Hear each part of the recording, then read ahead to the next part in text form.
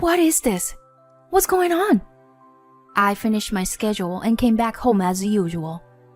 The usual morning, the usual path, my usual pair of shoes. But the state of our house was not usual, and I was at a loss for words. There were fire trucks and ambulances around the house, with a crowd of people gathered. And at the center of everyone's gaze was our house, blackened by fire. It's a fire. It seems there were people inside the house. This is terrible. Oh no, it's become a serious situation, huh? I could hear such voices from the gathered neighbors. In an instant, I felt the blood drain from my body. What about my daughter, my husband, and my mother-in-law? Their faces flashed through my mind. My whole body started trembling uncontrollably. Just as I was about to try entering the sealed-off house, my phone in my pocket rang. I am Kara, a housewife. 3 years ago, my father-in-law passed away, and since last year, my husband Daniel, our 5-year-old daughter Emily, and I have been living with my mother-in-law in my husband's hometown. My mother-in-law is kind to my daughter, but our relationship is not that great. She often makes snide remarks towards me. Kara, the taste of the food is too strong. Are you trying to give me high blood pressure? Such nagging happens almost every day. Even though I don't season the food too strongly, I find it tiresome to argue. So I apologize and say I'm sorry. Kara, there was dust in the corner of the hallway. Honestly, you're so bad at cleaning. I'm sorry. My mother-in-law interferes with household chores like cleaning and laundry, which bothers me. I recently realized that no matter how carefully I clean, it doesn't make much difference because my mother-in-law always finds something to complain or nag about. Even though my husband knows about our situation, he doesn't say anything. Perhaps thinking it would be troublesome to get involved. I once discussed my mother-in-law with my husband before, but... What?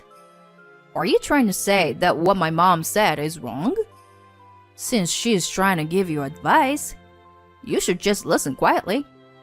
Don't come to me with such things. I'm tired from work. That's what my husband said to me. Despite being tired from work, he goes out drinking every night. It seems like he's enjoying himself since returning to his hometown. He goes out drinking with friends every evening after work. Even on holidays, he's not at home and goes out to have fun, which has been a source of concern. Since coming to my in-laws' house, my husband stopped to help in with household chores and childcare altogether. At first, our daughter used to miss him, but recently, she seemed to have accepted his absence as the norm. One day, when I went to the grocery store, my husband's friend Tyler approached me. Kara, it's good to see you. Actually, there's something I want to talk to you about. When I asked him what it was, he hesitated a bit and whispered, Actually, it seems like Daniel is cheating on you with his ex-girlfriend. What? Daniel is cheating? Everything went dark in front of me. And with his ex-girlfriend. It must be some kind of joke, right? But Daniel is the type who is easily tempted and lenient towards himself. It's not impossible. It was a story I didn't want to believe. But it's true that he's been going out drinking frequently lately. Perhaps he's meeting his affair partner every night. That day, I waited for my husband to come back and confronted him. Daniel, is it true that you're meeting your ex-girlfriend? Have you been cheating? Huh? What's got into you? All of a sudden. I would never cheat. Even today, I just went out with some male friends. But today, I met Tyler at the grocery store, and he told me that you're cheating. Then my husband immediately denied it. Tyler? That guy has always been a liar. You don't have to believe him. I couldn't erase the suspicion in my mind and continued. Really? But since we came here, you've been going out drinking all the time. Even on holidays. You go to the gym or fishing, right? That's because I'm meeting friends or attending work-related events. Stop being so persistent. My husband was determined to stick to his denial. But I could tell he was visibly shaken when I asked him directly about the affair. At the moment, I backed down. But from then on, I tried to find evidence of the affair around my husband. I couldn't access my husband's smartphone because it was locked. However, when I checked his jacket while he was away for work, I found a receipt from a luxurious hotel. The date matched the day he said he went on drinking with his male friends. My suspicion turned into certainty of his infidelity. To think he was really cheating. Cheating? Kara, what are you talking about? My mother-in-law had come into the room without me noticing and overheard my murmurs. Well, it's just that... I'm sorry, but it seems like Daniel is having an affair. What? What nonsense! Daniel is cheating? There's no way he could do something like that. He also said it's a misunderstanding. But there's someone who claims to have seen him at the scene of the affair. And also this. I showed her the receipt from the hotel, and my mother-in-law was momentarily speechless. This must be some kind of mistake. How dare you suspect your husband of infidelity when you're being supported? If Daniel says it's not true, then it's not true. My mother-in-law blurted out those words. Perhaps she didn't want to believe her son's infidelity and had no intention of listening to what I had to say. If we investigate further, I'm sure more evidence will come to light. I can't forgive Daniel for the sake of her daughter Emily. Don't you understand my feelings? Especially since you've experienced being cheated on by your husband. Yes, I had heard that my mother-in-law had also struggled with her husband's infidelity in the past. She seemed to lose her usual assertiveness and appeared confused and shaken. Can you help me gather evidence? I don't think we can let it go like this for the sake of Emily. Fine. I understand. But if Daniel is innocent, I won't forgive you. My mother-in-law tried to put up a strong front, but it seemed difficult for her to refuse when it was for the sake for her grandchild. A few days later, as I opening my wallet to check my money before going shopping, I widened my eyes in surprise. Huh? What's going on? The money that was supposed to be inside was completely gone. Could it be that a thief had broken in? Should I contact the police? Looking pale and shaken, my mother-in-law, who saw this, approached me with a puzzled expression. What's wrong? Kara, you look pale. Well, the money is gone. Seeing me panicking and contemplating whether to report it to the police, my mother-in-law stopped me. The last time I used my wallet was 2 days ago. Since then, I had kept it in the room, and my mother-in-law also pointed out that she had been mostly at home during that time. So it was unlikely that thief or anyone else could have entered. If that's the case, then who? Could it be Daniel? I don't want to believe it, but it's possible. I heard him complaining about not having enough pocket money a while ago. I can't believe it. I couldn't hide my shock at the thought that my husband had stolen money from our family. Furthermore, my mother-in-law showed me a photo on the table, and I couldn't believe my eyes. Is this? I happened to see it after you told me about Daniel's affair. The girl in the photo is definitely the girl he dated in high school. There's no mistake. In the photo, my husband and the woman were walking arm in arm, appearing close. So, this was his ex-girlfriend and his affair partner. She had long black hair, just like mine. Jealousy, anger, and disgust welled up inside me. So, it's both cheating and theft. I'm sorry, but what your son is doing is despicable. I can never forgive Daniel. That child has become just like his father. Anyway, I helped you gather evidence.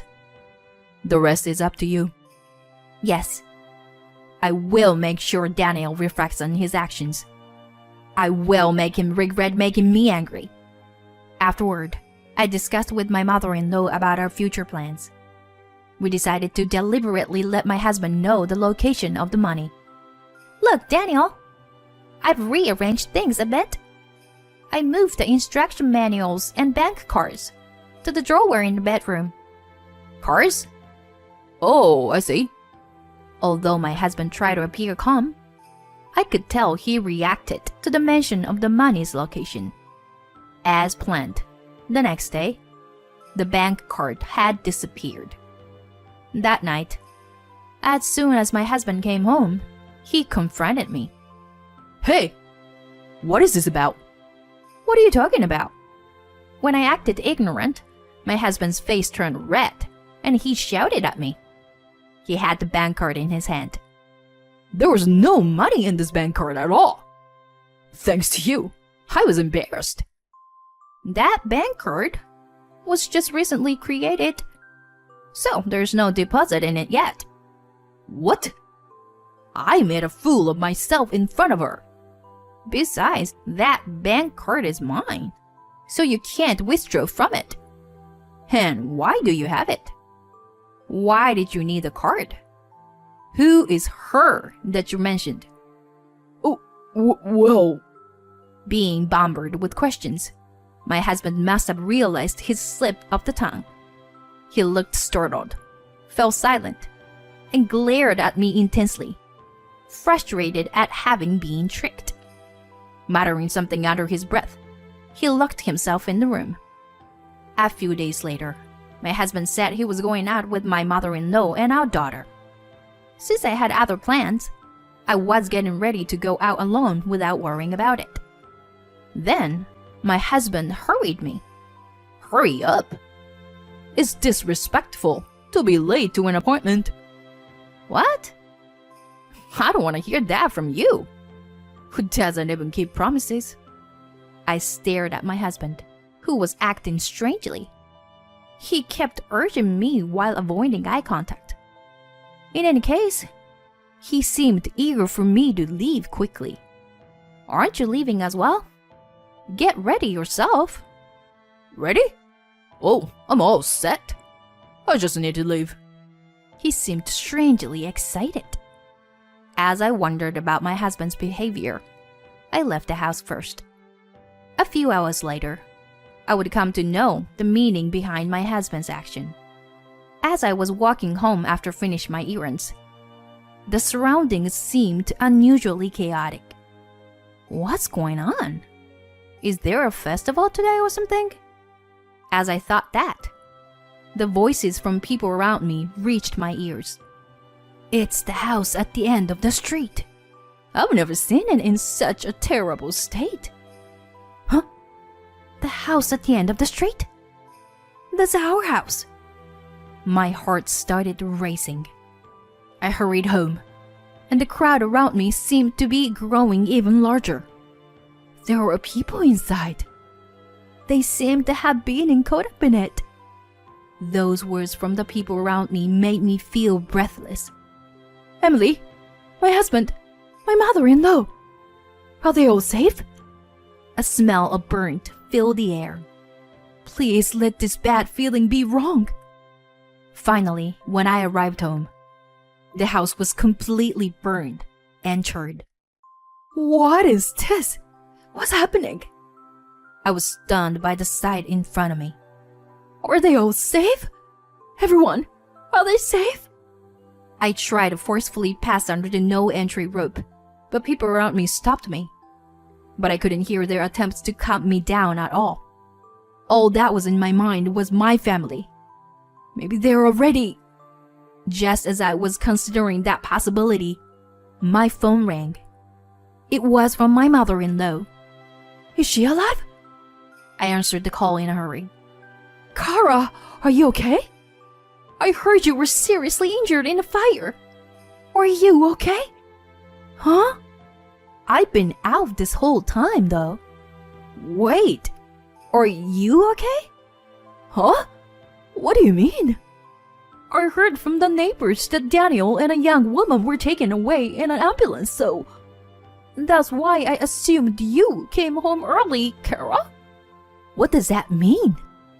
Weren't Daniel and Emily with you? With a confused mind, I asked, and my mother-in-law seemed bewildered as well. After you left, we were about to go out when Daniel received a phone call. It was a work call, and he had to suddenly work from home, so he asked both us to go out. A sudden work call? So, Daniel stayed at home then? I understood everything. My husband must have been meeting his affair partner at home. The neighbors must have mistaken the affair partner for me. With a boiling feeling in my stomach, my mother-in-law told me which hospital they were taken to, and I headed there. When I arrived at the hospital room, my mother-in-law and daughter looked revealed to see that I was safe. Heading to my husband's hospital room, the treatment has already been done, and he was lying in bed. The burns seemed to be minor. By the way, I heard that the affair partner who was taken with him was in critical condition. When my husband saw me, he looked awkward and averted his gaze. Daniel, what happened with the fire? And you were meeting your affair partner at home, weren't you? No, it's a misunderstanding. There's a reason behind this. Stop lying already. I know everything. Seeing my demeanor, my husband seemed to resign himself. He snorted and started talking with a brazen attitude. He said that after returning to our hometown and having drinking party with friends, he ran into his ex-girlfriend and started cheating on me. He admitted that he was spending money every day, so his allowance was not enough, and he was stealing money from my wallet. And today, after fooling around with his affair partner at home, he caused the fire due to careless smoking. Moreover, he left the affair partner behind and escaped on his own. He's despicable. You are the lowest of the low. Cheating on me, stealing my money, and causing a fire. I never thought you could stoop this low. I handed him the divorce papers from my bag. I'm filing for divorce. I have evidence of your infidelity, so I'll make sure to get proper compensation and child support. Wait a minute. What the hell? Don't just suddenly talk about divorce? It was just a momentary lapse with my ex-girlfriend. I wasn't serious about it. Besides, doesn't Emily need a father? Are you planning to take her father away from her? Upon seeing the divorce papers, my husband started to panic. You haven't done anything to be a father figure to Emily either. As I murmured those words, our daughter, who was standing at the entrance of the hospital room with my mother-in-law, spoke up. I just want mommy. I'll be fine even without daddy.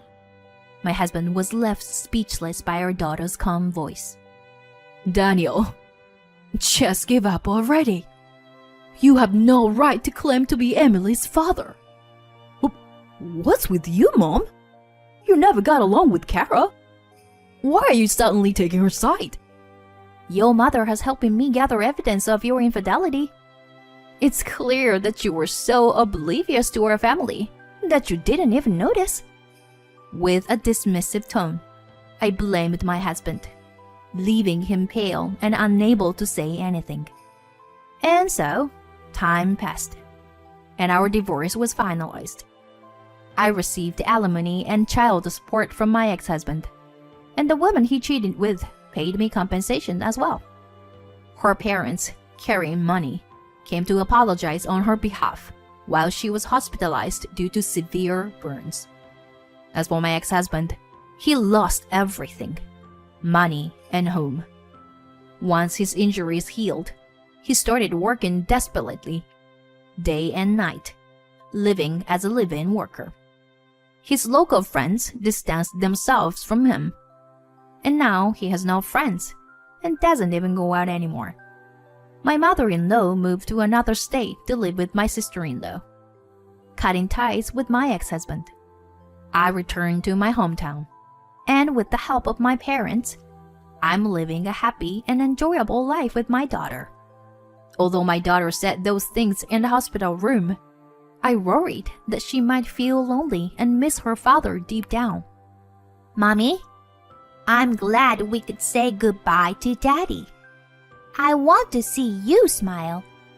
Emily said that with a calm face, far beyond her 5 years of age. There may be difficult times ahead for her after separating from her father, but I believe it was the best decision for both me and my daughter. I couldn't spend my life with someone who lied to their family, stole money, and neglected his responsibilities. 2 years have passed since then, and today, I'm waking up early for work and preparing breakfast for the 3 of us. 3 portions. Tyler, who informed me of my ex-husband's infidelity, and is now in a serious relationship with me, is planning to get married. It turns out that Tyler has had feelings for me since before I married Daniel. Initially, I couldn't even consider getting married again so soon after my divorce, but he was being consistently sincere and kind. I can see that he genuinely loves my daughter as well. Thanks to him, I now believe that in order for my daughter to be happy, I need to be happy too. I want to protect and nurture this happiness with all my might.